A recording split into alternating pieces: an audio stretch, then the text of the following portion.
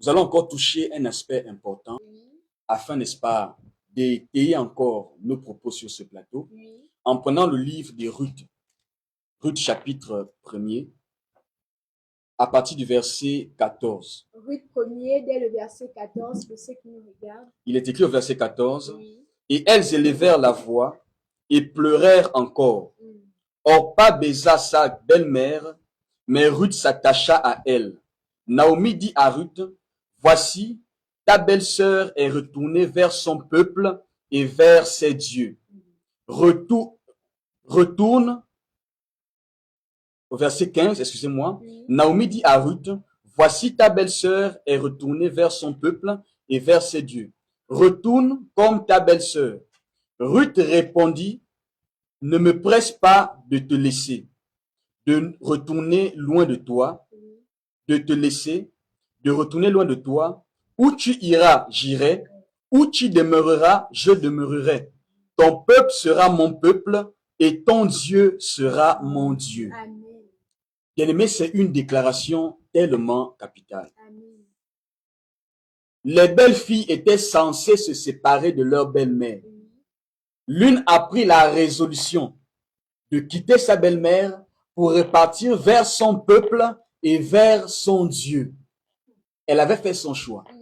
Alléluia. Amen. Mais Ruth, quant à elle, refuse de suivre la même voie que sa belle-sœur. Elle dit à Naomi, non, moi je ne peux pas retourner. Ton peuple sera mon peuple. Amen.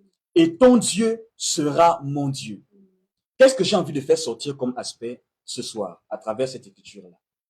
L'homme de Dieu, le prophète Aurélie Mwanda Samuel nous dit qu'en matière d'adoration, c'est une question de haute trahison. Alléluia. Beaucoup ne savent pas ça. Amen. En matière d'adoration, il est question de haute trahison.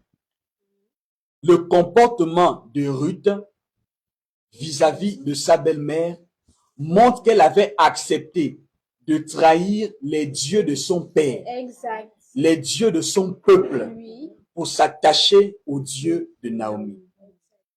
Alléluia. Amen. Bien-aimé, regardez l'appel d'Abraham. Quand Dieu appelle Abraham du pays de son père, en Mésopotamie, en Ur de Chaldéen, il dit à Abraham, quitte la maison de ton père, quitte ton pays, ta patrie, la maison de ton père, va dans le pays que moi, l'Éternel, je vais t'indiquer. Alléluia.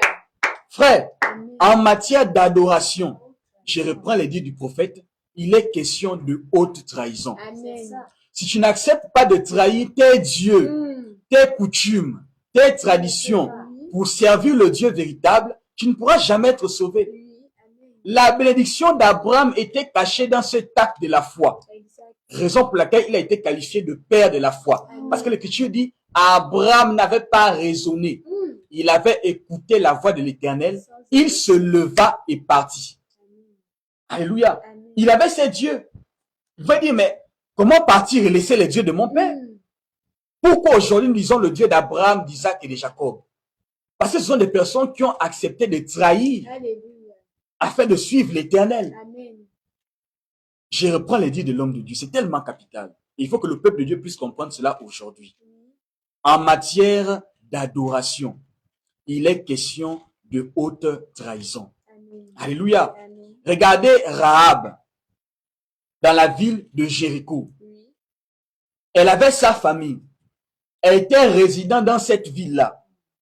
Jéricho avait ses dieux et ses divinités.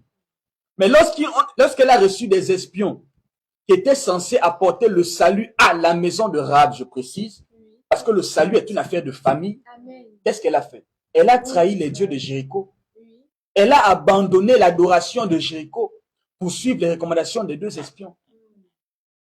Quelqu'un aujourd'hui qui dit, je suis né dans une famille catholique, je vais demeurer et mourir catholique, mais c'est un danger. Accepte d'abord de trahir Exact.